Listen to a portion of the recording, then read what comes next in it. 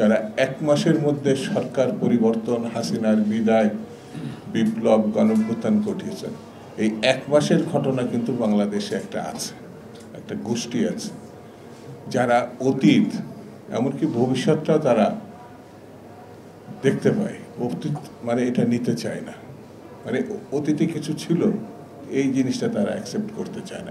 এক মাসে সব কিছু তারা সংগঠিত করছে। এমন কি সরকারের প্রধান যে ব্যক্তি, তিনিও ডক্টর মোহাম্মদ ইউনূস অত্যন্ত পাণ্ডিত্যপূর্ণ ব্যক্তিত্ব এবং তার কর্মক্ষেত্রে সফল, কিন্তু তিনিও অতীতটা দেখতে পারেন না।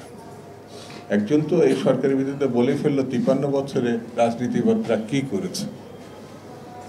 সুশ্রী একজন নারী, আমি তাকে পরিবেশ আন্দোলনের সফল ব্যক্তি হিসেবে মনে করি, কিন্তু রাজনীতির ক্ষেত্রে তিনি কতটা কাজ করতেন জানি না, বলেই ফেললেন। ঠিক তেমনি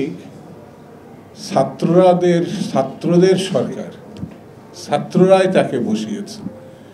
এই যে এক মাসের ঘটনা, সেটি আমাদের ডক্টর মোহাম্মদ ইউনূস অতীতে আর জাননি, এক মাসের মধ্যে আটকে গেছে। এমনকি এই এক মাসের একজন ব্যক্তিকে খুঁজে বের করে নিয়ে সঙ্গে করে আমেরিকায় গিয়ে আমেরিকার সাবেক প্রেসিডেন্ট ক্লিন্টনের সঙ্গে পরিচয় করিয়ে দিলেন। ইনি হচ্ছে মাস্টার মাইন্ড, অর্থাৎ এই ছেলেটি এক মাসের ভিতরে সবকিছু উদ্ধার করেছে, সবকিছু সফল করেছেন, সব মানে এমনকি হাসিনারও দাঁড়িয়েছে।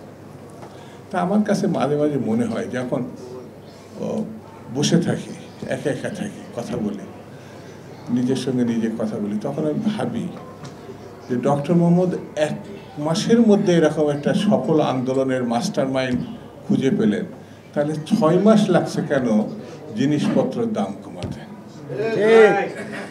6 মাস কেন লাগছে? এখন 6 মাস তো পেরিয়ে গেছে, পার হয়ে গেছে 6 মাস। আইন শৃঙ্খলা পরিস্থিতি উন্নতি করছে, মাস্টার মাইন্ড তো এক একটা বের করতেই পারতো। খাদ্যের মাস্টার মাইন্ড, আইন শৃঙ্খলার মাস্টার মাইন্ড, বাণিজ্যের মাস্টার মাইন্ড বের করতে পারতো না? ডক্টর মোহাম্মদ ইউনূস তো বিরাট একটা পাণ্ডিত মানে বিখ্যাত ব্যক্তিত্ব, সারা পৃথিবী যাকে চেনে।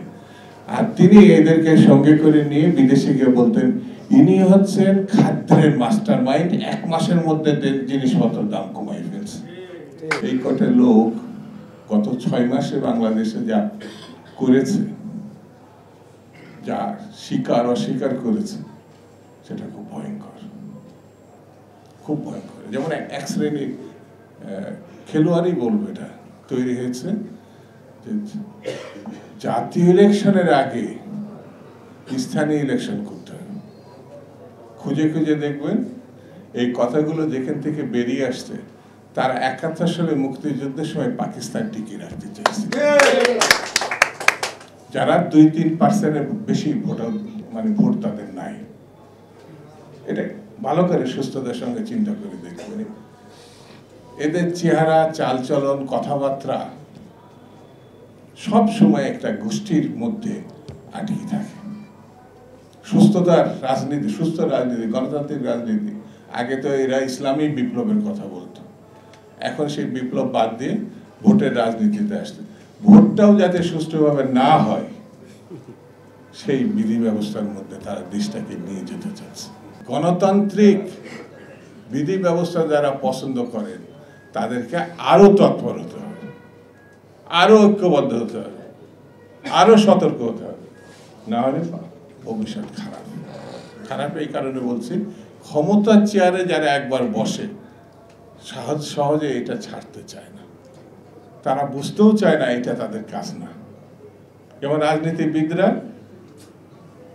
এনজয় করতে যায় না, তারা সাধারণ মানুষের কাছে যায়।